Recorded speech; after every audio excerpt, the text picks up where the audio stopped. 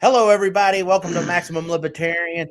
With we're joined here today by Mitchell Suchner. He is the CEO of ArkPad. It is a innovative idea where you're building resorts and complexes out in the middle of the ocean, correct? And you're going to discuss that with us. So we're joined right now. Mitchell's getting Yes. set up. So how are you doing today? You're over in the Philippines, correct? Yeah, I'm in the Philippines right now. Um, yeah, it is about 11:30 p.m. over here, but I'm usually up pretty late. All right. So can you tell us a bit about what your background and what inspired you to get involved with this floating structure, the technology with the floating structures? I mean, I think that I've always been, so I'm just trying to reposition myself here for the Wi-Fi signal. I've always been very libertarian leaning ever since I was very young.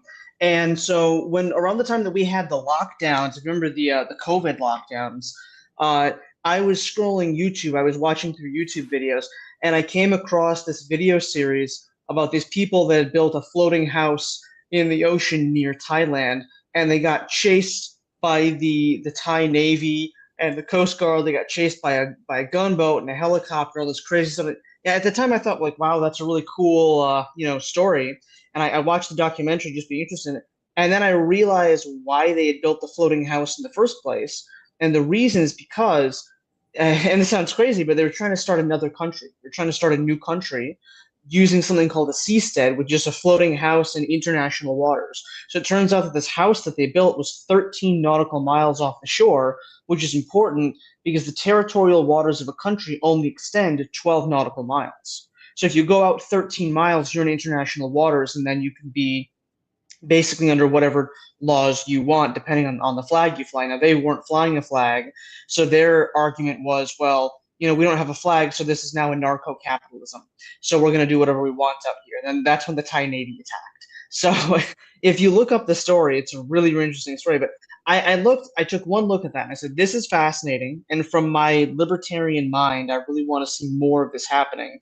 But more important than that is this actually has potential. Like we could really take this technology, this seasteading thing, and we could make it not just into a single floating house 13 miles out and getting attacked by a navy, but we could make it into like a real legitimate thing. And then in the same way that the 50 US states are supposed to be 50 different laboratories for different policies and regulations and tax codes and things like that. What if instead you had 10,000 different states or 100,000 different states or 100 million different states and they all were trying different things?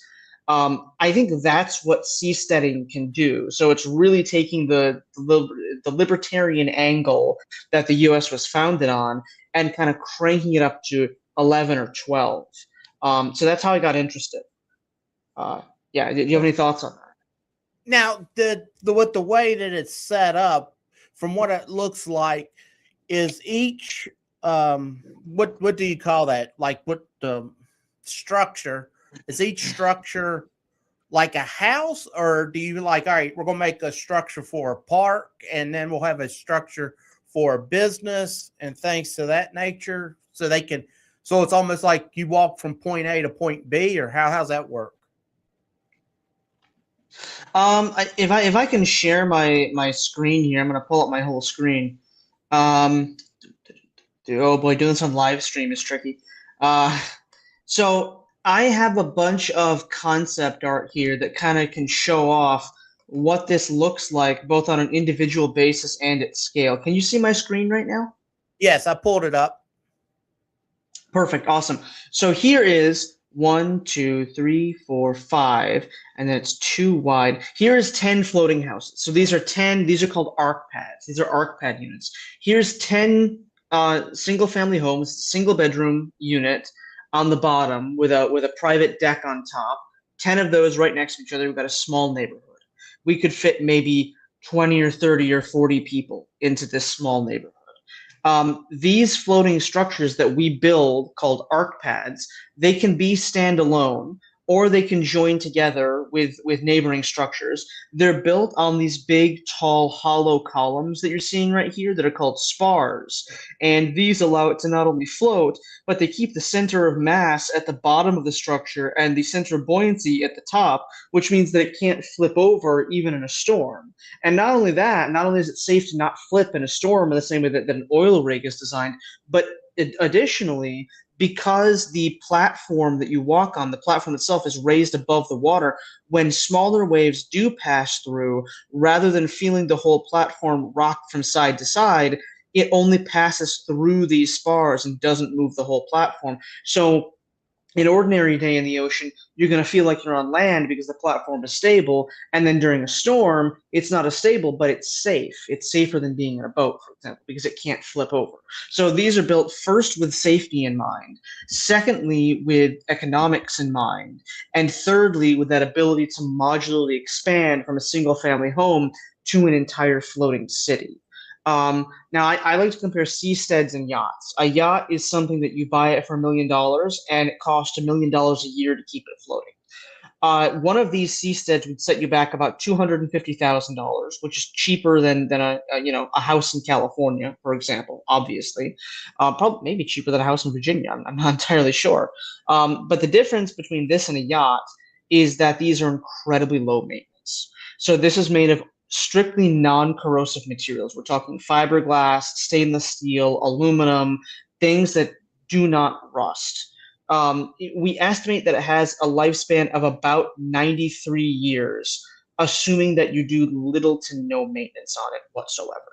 So it will outlive you and maybe your children. Okay. And is that solar panels? Is that how you make power? Yes, you can use the solar panels to produce your own electricity. You can also use it to run a desalination machine to produce your own freshwater or saltwater. The spars also serve as tanks that hold the fresh water. So the fresh water being held at the bottom also helps it to not flip over in storms, but it also means you have a huge quantity of fresh water that you can easily store. So if your desalination engine breaks down, your water maker, then you have months and months and months of fresh water stored up, so there's no need for emergencies. And of course, if you have them in a big community, then you can always actually connect the pipes, they connect the containers together with pipes, and then you actually have a self-contained water grid. So we have a floating resort in the Philippines right now with 14 rooms. Now, it's not this type of seastead. It's a different type of seastead. I'll get to that later. But we already have a resort with its own solar grid, its own water grid, its own food production. It's got a restaurant. It's going to have a floating water park soon.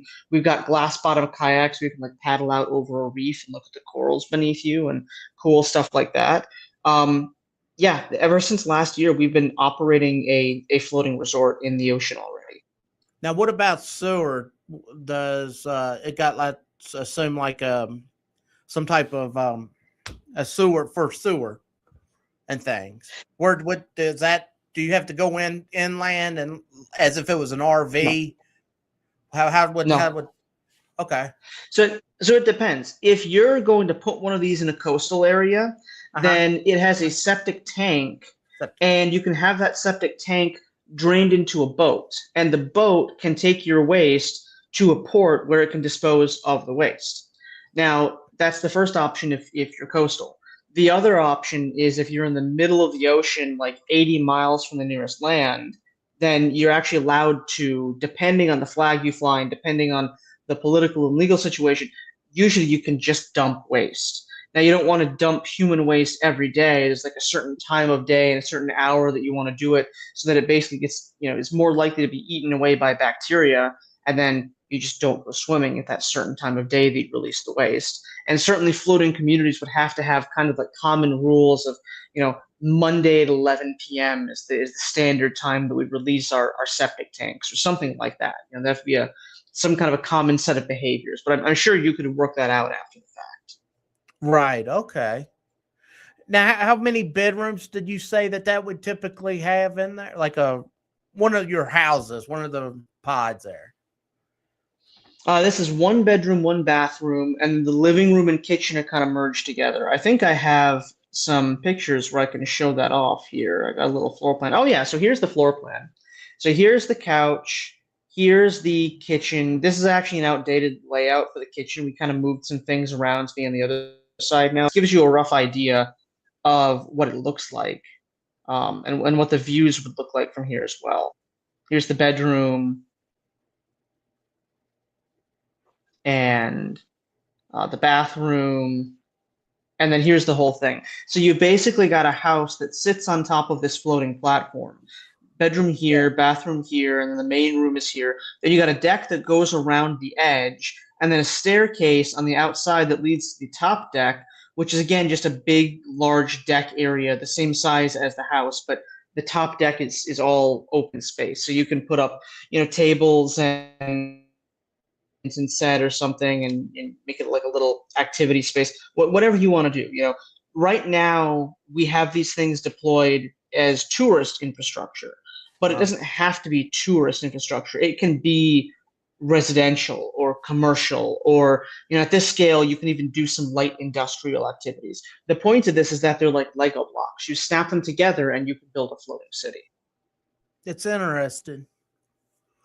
Now, right now, I know since you're in Philippines, is this a Philippine? Are they the ones that's helping you work along and back this? No, we built this all ourselves. Oh, wow. Okay. I didn't, because I know you were talking about the flag you fly. I didn't know which flag you got. Since you're in the sea over there, I didn't know if it maybe was just easier to work with that government and so forth. And the Philippines is not usually a government that's considered to be easy to work with. That's actually true. But one thing the Philippines does have is a lot of islands, and they're very close to the equator. And it's important to be close to the equator because the further north you are, the heavier storms you can get. I understand that in places like Florida, you tend to get hurricanes and things like that. And those, of course, are very severe storms. But then in the North Sea, you also get very rough storms. But when you go far enough south and you reach the equator, there's actually no more storms. You get to something called the doldrums, where the winds are very stable and calm, and it doesn't get hurricanes, and it doesn't get North Sea type storms. And so the southern Philippines is actually close enough to the equator that it's basically in the doldrums. So it has stable temperature year round, and there's lots and lots of islands, and there's a lot of tourism coming into the country. So basically, it was just a really geographically useful place for us to build. Also, Filipinos are very hard workers, so that helps as well. How easy is it to put them together? Because if you have a massive community and a boat's coming through, I know it's not going to be long, but let's just say, and you need to open up so a cargo ship or something can pass through. Is it easy to unsnap, or is it a difficult thing to put them together?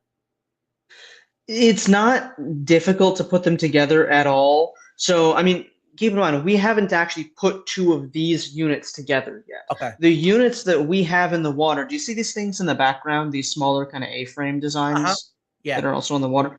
I'll get to these in a minute, but these are what the resort is made out of right now. We have 14 of these in the background. The big one you're looking at here, the one that actually goes in the ocean, because again, the question you asked me is, why did I get into seasteading? I got into seasteading so we can build cities in the ocean. These are the ones you'd actually put in the ocean. These ones in the background, this is going to be terrible for people that are listening because they're not going to be able to see anything. But the ones in the background, I'm going to describe it. It's like an A-frame, like a fiberglass shell with it's like a studio unit inside. So it's got a bed and like the bathroom is separated, but the bed and the kitchen and the sitting area, they're all the same room, basically. So it's just a smaller unit. They're all floating. All of this is floating in the ocean, but these things are meant to be more coastal because you can see they aren't raised up on spars. They're free floating, so they're not meant to go through heavy storms. That's kind of the idea here. All right. Interesting. Yeah. As the CEO and founder, what does a typical day look like for you at ArkPad right now? Well, my typical day today, I really want to pull up a video, like a recent video, so I can show you, what this place actually looks like. I mean, hold on, let me stop sharing for a moment. Now I'll find a video here. I'm just going to describe my day, what I did today. So today we have this island hopping boat that takes people from island to island to island on these tours. I went and I did some maintenance on the engine for that. I talked to a maritime lawyer that showed up in our resort who does some volunteer work for the Seasteading Institute. I talked with him about some things. He just kind of stopped by and we had a general seasteading conversation. Then I went around the resort and I checked the plumbing system and, just boring stuff. It's really not that interesting. Running a resort in the ocean, it sounds fun, but it's just maintenance. We're just doing, basic maintenance. Here, yeah, maybe I can show you guys now. Let me present my screen one more time. Okay. For those who can see visuals, I can show you guys what it is that this place actually looks like. So here's a visual of the resort as it is right now. Can everybody see that? Yes. Here's food from our restaurant. We got these water bikes and inflatable jet skis and things like that. And here's somebody sitting out of their balcony and looking out over the sea. So, and this is all just marketing content that we're putting out. But the important thing to think about when you're looking at this is that this is not just a resort. This is not just a business model. I don't come on here to talk about like, hey, you should come and stay at a resort. And people should come and stay at a resort, right? But the reason I came on this podcast is because I want to talk about what is the intersection between seasteading and libertarianism. And the intersection, as I see it, is that to get to the highest level of libertarianism, I'm going to make a pun here, to get to maximum libertarianism, right? What you need is the highest possible degree of autonomy.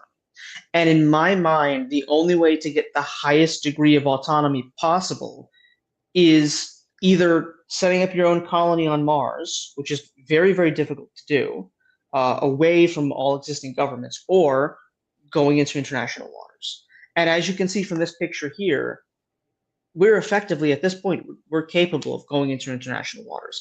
And I think if people want to see, real libertarianism come to life in the next few years, they should be looking at seasteading. Huh. I know this might sound, I don't know. Will there be like cryptocurrency, or what type of trading in that aspect will there be? Or if you had a community, if you down the road, you put them all together, you build a community, do you think it'd be like some type of cryptocurrency, or would you build, or how would you do that? So if you're asking how would we fund the construction of it, then it would just be real estate. I mean, you can have real estate on the blockchain. They have like RWA, right? Real world assets. So you can take real estate and put it on the blockchain.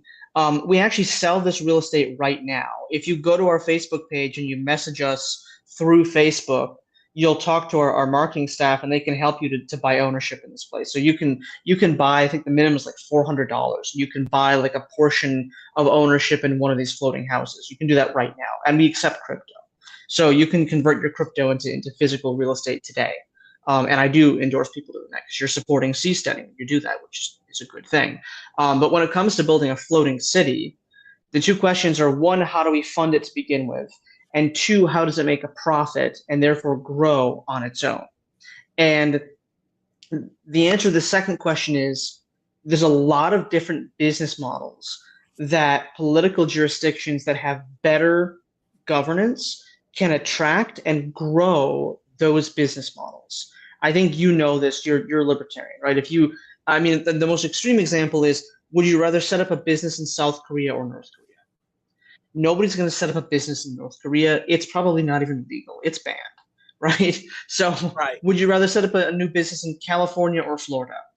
Anybody in their right mind is going to choose Florida. So if you can build a floating city, to some degree, it ought to attract business just based on it having better taxes, better regulations, better everything, right? You're creating a new laboratory for freedom.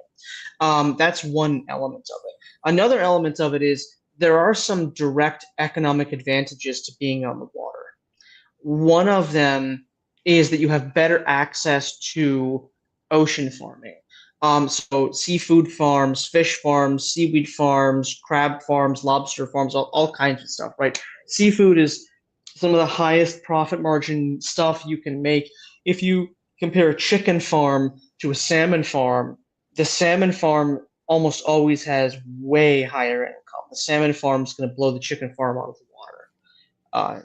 And pun not intended there. So seafood farming is probably in early on a good way to make money for a floating city. Like you're saying, maybe cryptocurrency, like becoming a crypto trading hub, is a good way for a city to make money. There are underwater data centers now that Microsoft is building. If you could copy that tech, then that would be another good way to bring in income. So yeah, I mean, I guess are you talking about how do you initially fund it, or are you talking about how does a floating city make money to begin with? I guess Well, once because you there's get it different up, questions. all right, yeah. So I guess funding would be one. Like, where are you getting the funding from? And then number two would be, what would you envision?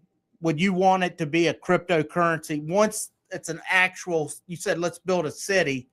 Would you want it to? Do you have like an idea of like let's have cryptocurrency, blockchain? That's what I was. That was the question I was wondering. What was your? I mean, What's your envision of it? it kind of depends on what you mean by blockchain.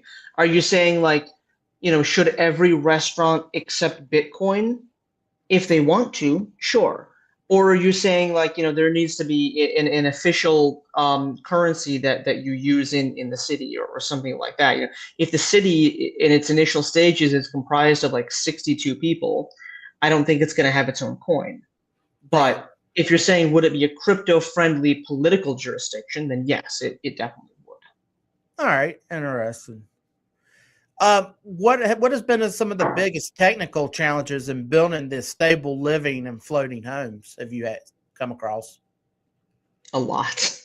We've been doing this for 3 years now. We've built the first thing that we built was in a place called Boracay. Let me show you a picture of this. So the Reef Resort is the resort. ArkPad is the company. I'm gonna pull up the company and show you guys for a second here.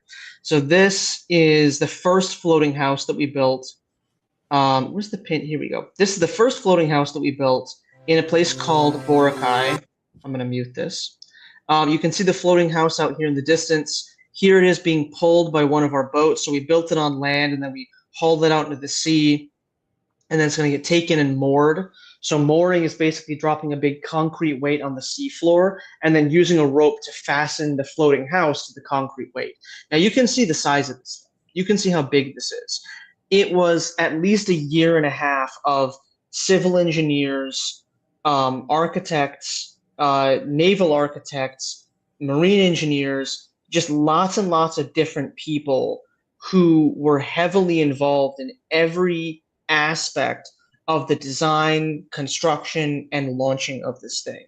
And the launching process alone took 6 months because you have to move it and then restructure and then move it and then restructure. It's a big thing, but the new version that we have, so this was the Arkpad-C. This was our third design, which is the first one we actually decided to build at scale. The new one is the Arkpad-D, which I can show some other pictures of later on. That one you can build in about 2 months on basically any beach, and you can launch it in about 48 hours. So the technology has advanced quite a bit. Wow.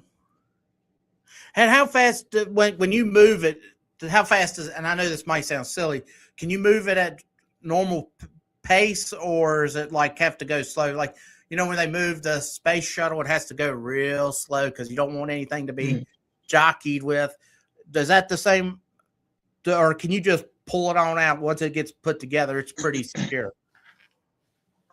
This original version had to go very slow, about 1 knot. The new version that we have now, that we're about to launch into the water, actually later this week, we should be launching it. Knock on wood. But anyways, the new version, I think it can go maybe 2 or 2.5 knots. So that's roughly about 3 miles per hour, which doesn't sound very fast, but considering that this one can only go at 1 mile per hour, and now it can be towed at a speed of about 3 miles per hour, that is an improvement. But to answer your question, no, these don't really go very fast. These Okay. are primarily stationary floating objects. This like I said, this is real estate. This is not a boat. This is real estate.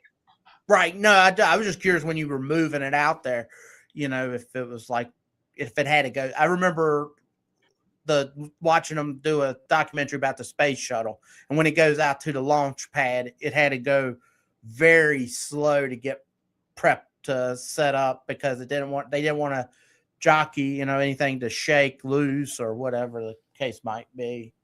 So with the, you said there was solar panel. Have you ever looked at any other type of things for energy? Or are you able to, since you're in the middle of the ocean, would you be able to do something like nuclear or wind power and things of that nature? Or is solar panel the best one you got right now? Imagine a floating colony of like 60 people who are outside of any government in international waters, and they build their own nuclear power plant. How do you think that's going to go? Well, yeah, I get it. But some things are, there's some things that are better for environment, and we got to look at all technology, in my opinion. But that's why I was just curious if y'all have ever looked into something like that. Okay. I'd love to have it, but I don't think it would be. It wouldn't be allowed by the U.S. Navy. I can say that much. Okay, well that makes sense. How do floating communities change the way people live in the future? How do you see it changing the way people live in the future? That there are going to be certain people that live in the ocean in the future. There are going to be people that flee Iran or flee Venezuela or flee China and have nowhere else to go to, and they're not allowed to immigrate into the United States. They're not allowed to immigrate into Europe, and they're sent away, and then they're going to say, well, where else can we go? And floating cities provide that sanctuary, provide that refuge for people that want to escape tyranny, but maybe they don't have anywhere else to go. If you have 100 floating cities, 10 of them are probably going to have something akin to maybe not completely open borders, but a very tolerant immigration policy. And then let's say the other 90 are very strict. What that means to me is that those 10 are going to see significant population increases every single year, which also correlates to a significantly increasing size of the overall economy. So that's my view on immigration most of the time. So I think that floating cities, on the one hand, they can take the immigrants that America doesn't want, and on the other hand, they should be designed with immigration in mind.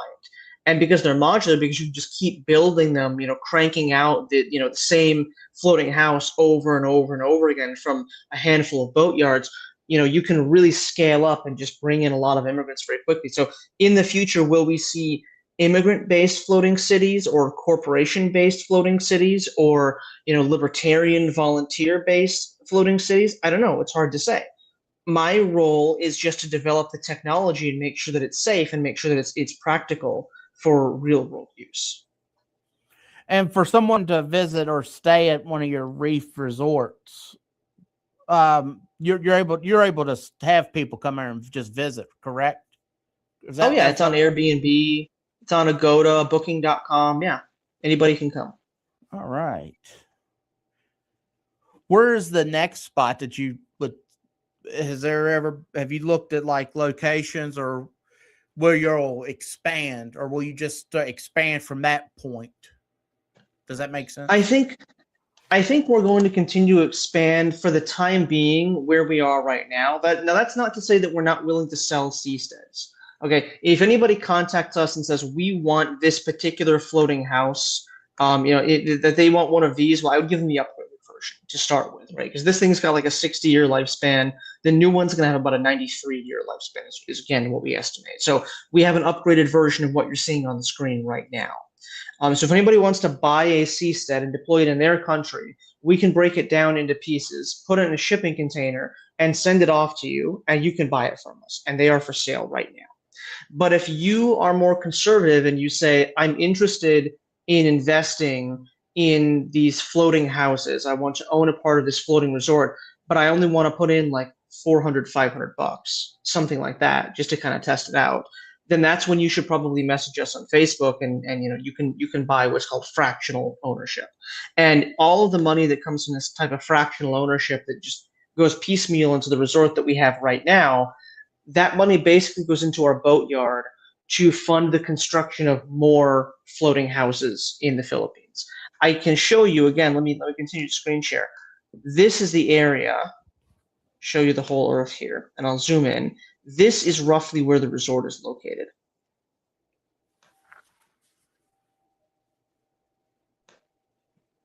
I don't know how well people at home can see this on their screen, but do you see this area here near the Kitapong sandbar, where you see this kind of, so here's the island, right? There's a big island out in the Gulf here. And then there's kind of like a coral reef that stretches out into the ocean, and it forms kind of like a little protected bay. Now this looks like land. This is not land. This is actually coral as seen from space. It looks like part of an island, but it's all underwater. So you can imagine this kind of like a bowl where the shallow part is here, and then this dark water is the deep part, and then you have the land on the side. The resort itself, I don't know if it will show me this because I'm on Google Earth, so it's not going to show me. It only shows me on Google Maps. But basically, between these two little bits of coral right here, this is where the resort is located. Does that make sense? Yeah, yeah. Okay. So it's basically surrounded on all sides by coral reef. And we have some really fantastic scuba diving. We've got good scuba diving. We've got good snorkeling. We've got a really good vacation environment. Like if you want to get out of Virginia, or you want to get out of the Northeast, or go do something, new and interesting, our resort is a good place for you to go and try that out. Right. Did you say these can be set up in any depths of water, correct? I couldn't remember. Did you say like you can put it wherever you want in the ocean, correct? Or does it have to have like a certain depth? As long as it's not too shallow. There's no maximum depth, but there is a minimum depth. You can't put it in 1 foot of water, obviously. But yeah, you can basically put it wherever you want. Okay, wow. How many people have reached out to you? Have you been is this something very popular? Is this something that's growing popularity? Well, we've had over 1,000 guests. All right. Our restaurant served at least, let me think here. Let me think back. So I think we've had close to 1,000 guests per month, actually. Now that I'm thinking about it, we had 1,000 in December, and now it's the end of January, so I have to check. We might have had about 800 guests in January. So I look back to September, we've had 4,000 or 5,000 guests, and I know that our restaurant has served at least 3,000 meals. So, what can I say? It's like a lot of people go online, they discover seasteading, and they see these pictures of these giant, fantastical AI generated floating cities, and they say, well, that'll never work. But we're really doing seasteading. We're doing seasteading currently. This is, and again, I can show you some of these videos here if I can pull this up. There are I gotta pause for a second. There are Instagram influencers that come from all over the Philippines and from other countries, and they come to our resort because it's becoming like an influencer destination for Instagrammers. And so they come here so they can just film themselves swimming around with the fish in the coral reefs here.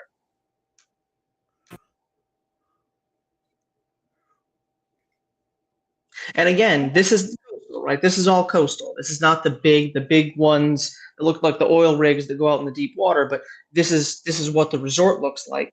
Those big ones on the spars, the oil rig looking thing, we're building those right now. And I'm hoping within 2 weeks, we should start moving those into the resort. So right now, all that you have are these smaller coastal units, but the big units are on the way. Okay. That looks really interesting. Now, since you were a kid, have you been interested in water and things of that nature, or was it just during the lockdown that was when you went, all right, you saw the video or whatever, and you said, that's where I'm going to go? Or have you been interested in this stuff? Yeah, I got my boating license when I was 16. I Okay. was learning how to water ski when I was like about 12 or 13. So I've been on the water. I mean, mostly I grew up in Michigan, right? So I was always out on the lakes. I never even saw the ocean until I was maybe 17 for the first time. And then I moved to the Philippines when I was about 24, 25. And now I'm 29. So I've been here for a while. But yeah, I mean, I was always on the water, but I'm definitely new to the whole ocean thing. Wow, that is interesting. What advice would you give someone who is just discovering seasteading and wants to get involved? I know you've discussed some of it. Can you just rehash it? Because that was a question that came up, was sent to me. Sure, yeah. I would say that seasteading is, in my opinion, this is just my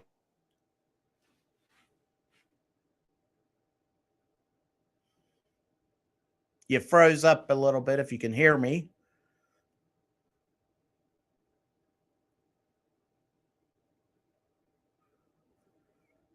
And he still froze up.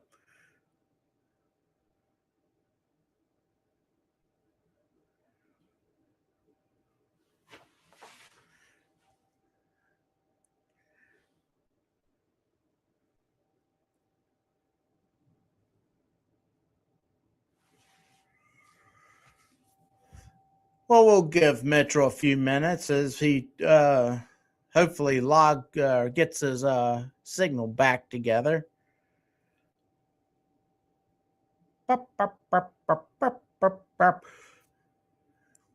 This is a very interesting thing. He's had to log off, so we're going to hang out here for a few minutes.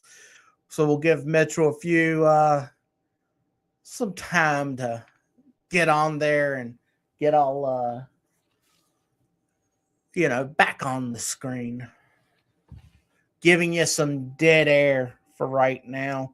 But if you're watching it live, you get dead air. But if you go to Maximum Libertarian on Rumble or on here he comes back in. Hopefully he'll be able to make it back in. Hey, what's happening? Sorry. Hey, have I been choppy, Brian? I think maybe I've cut out a few times. Is that true? No. The entire time you've been very good. I mean, it might have been a one little word, but everything else has been good. Oh, okay. Let me try to just fix my. Sorry about that. I'm trying to move my location here so I can be a bit better about it. Okay. All right. So where did we leave off? We were talking I about had how to get asked you involved in what seasteading. advice. Yeah, discovering seasteading and if they want to get involved. Yes. So what I would say is, in my opinion, and it's just my opinion, but seasteading is the purest form of libertarianism. It is the only form of libertarianism where you can effectively start from scratch and operate completely outside of any governmental framework and just create a new type of civilization out of nothing. And it's that blank slate that allows you to say, here's the type of political or legal or cultural laboratory that I think should exist that would be that I'd want to be part of. And so if libertarian is about personal freedom, I believe that seasteading can give you the highest possible level of personal freedom. So if you want to support seasteading, if you believe in the seasteading movement and the seasteading project, and you want to get involved in that, then you should get involved. You should support the development of this technology. You should come and stay and vacation in a seastead for ideological reasons, and you may find that you like it. Or you should invest and you should buy some ownership in our floating resort by messaging us on Facebook. Or if you have enough money, you should just outright buy a seastead for yourself and get a big boat or pull into the water or get a bulldozer and push it into the water. We can send it to you. It's like bolt together like IKEA furniture, but on a very large scale. You push it in the water and you can have your own seastead. And if you want to send out into international waters and then declare yourself a country and hopefully not be attacked by the Thai Navy, then you have the right to do that. So whatever you want to do with a seastead, however you can get involved, that's what you should do. Okay. And Are there opportunities for people to collaborate with ArkPad, like invest in, visiting, and well, obviously there is visiting and working on projects? Do y'all hire, or do you just go to arkpad.co? Go to our Facebook page. If I could give you our Facebook page, I know a lot of people don't use Facebook and people aren't a big fan of it. In the Philippines, a lot of commerce is done through Facebook. It's a standard Filipino thing. So if I could give you a link to our Facebook page after this interview, if you could put that out there and help direct people and how they can contact us, that would be very helpful. Yeah, I can do that. Just to let you know, the camera, I don't know if you can see it, but I can see the light in the top of your head. I didn't know. Oh, if sorry. Yeah. If you wanted to be, some people like to have their face on camera and some people don't. But all right. What other technologies like AI or self-driving boats is ArkPad exploring or planning? That's a good question. Now, I can't talk a lot about our self-driving boat projects. So unfortunately, there's kind of like an NDA in place for that. Okay. But we are working with several research corporations that are looking at using those for various different things. I'm sure you're aware that we're nearby to China, and there are concerns about the whole China-Taiwan situation, so I can't really talk much about that. But there are other technologies we're looking at. We're looking at one is the extraction of lithium from salt water. So this is a really fascinating subject. Most of the world's lithium is actually not in the ground. Most of the commercially available lithium comes from just a small area in South America where there are really massive lithium mines. But those mines contain only a small portion of the world's lithium. Most of it is dissolved in the ocean. So if you, and here, I'll just pop around here to play some other videos. I do have a recent video that I'd like to show that I'll just put in the background here, which is the ArkPad. Oh yeah, here we go. Why don't I put this on full screen? So I'll have this play in the background. Behind me, you can see that this is the new one, the upgraded version I was talking about before. So anyways, I was talking about lithium. So lithium is present in the ocean in very large quantities, much larger than they are in the Earth's crust. And we're currently developing a technology that will allow us to extract lithium directly out of salt water into a battery-grade form, which effectively what that's going to do is it's going to result in another industry, the production primarily of batteries or just mass quantities of battery-grade lithium that can be used in these future floating cities. So again, we're not just worried about developing the technology to build floating cities. We also want to develop the early industries that will prop up the economies of these floating cities. So that's one side project I can talk a bit about. Okay. Where do you hope ArkPad and seasteading will be in the next 5 to 10 years? I hope we'll be building a floating city. That's certainly my hope, is that we'll find people to partner with on a large scale production of a floating city to the tune of $20-30 million. If not, then we'll continue to grow at a reasonable but exponential rate. And the seasteads that we have will make more money through tourism, more money through fish farming, through doing the things that they're already doing. And it will get enough investment that our resort basically should grow to a point where it can effectively start funding not just more coastal seasteads to put up on Airbnb, but something that becomes like a sea colony, like an early sea colony for a few dozen people. If we can plant the seeds of a floating city, at the very least, if we can't build one outright, if we can just plant the seeds, that's good enough. Because 100 years from now, that place could be as big as Singapore or as big as New York. We don't know. It's about planting that initial seed that allows a city to grow. Right.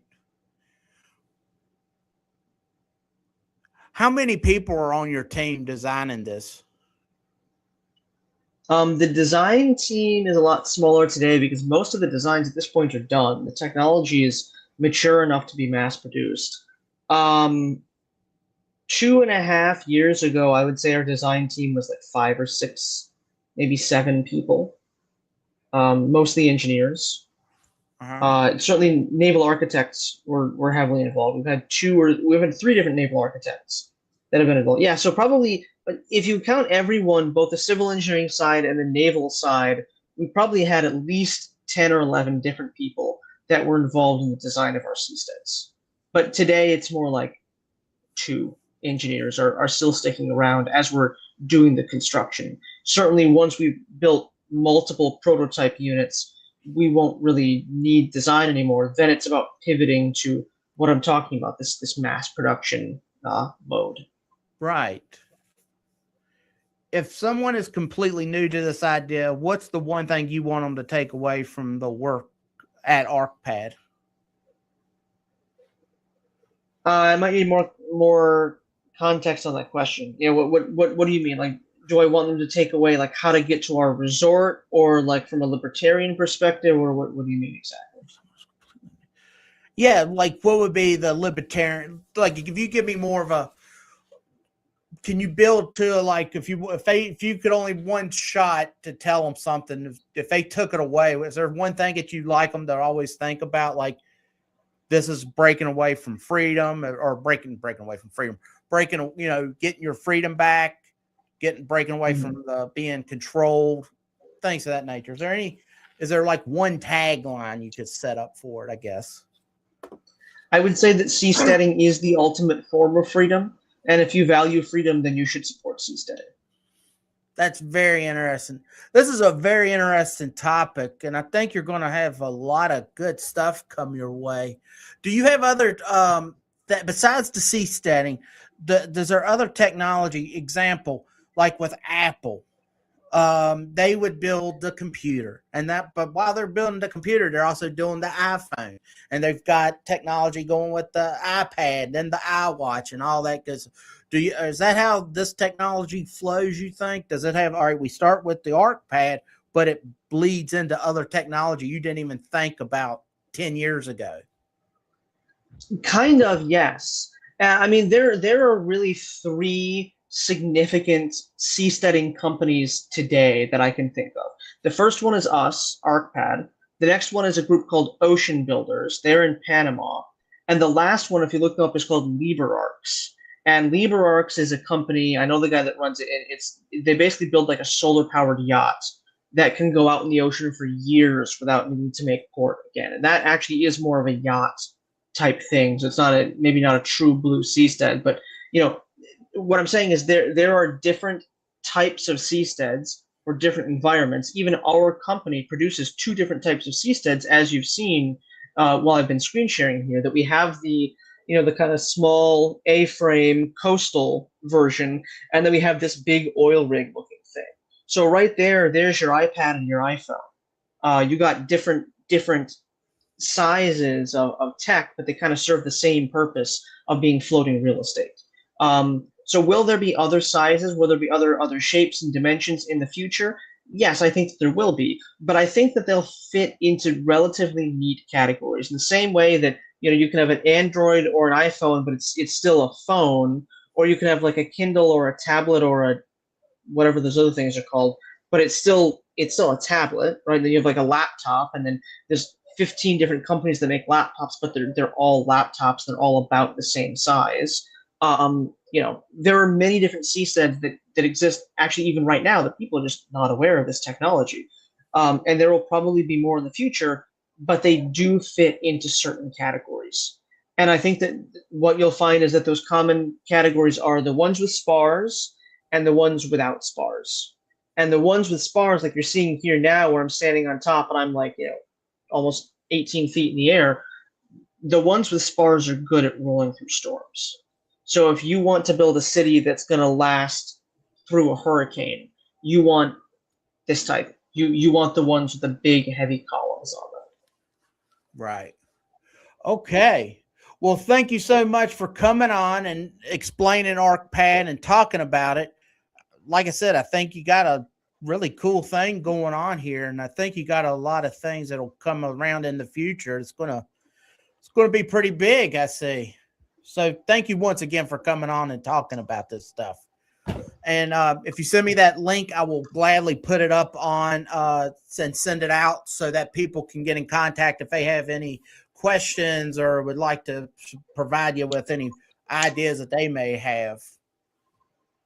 Yes, please. Anybody that wants to message us, whether you're gonna email, Facebook, WhatsApp, whatever, I'll send it all over to you, Brian. And thank you again for your time. Thank you for letting me speak with you today. Oh, absolutely. And I will talk to you later. Have a good day. You as well. Take care.